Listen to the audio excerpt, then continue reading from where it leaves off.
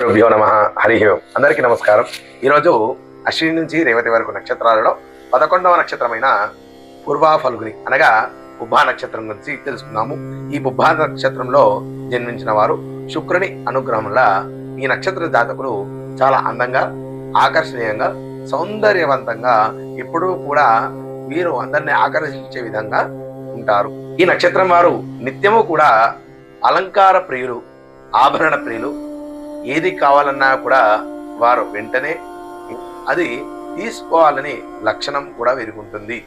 వీరు ఇప్పుడు కూడా విలాసంగా ఉండాలని అనుకుంటూ ఉంటారు.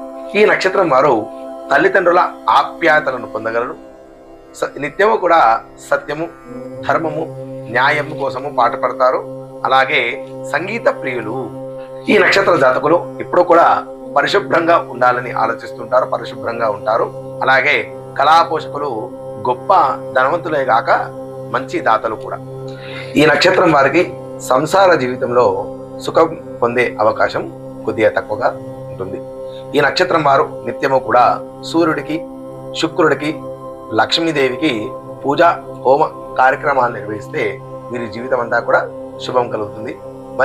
మరిన్ని వీడియోల కోసము మన శ్రీ గురు జ్ఞానవాహిని యూట్యూబ్ ఛానల్ని సబ్స్క్రైబ్ చేయండి.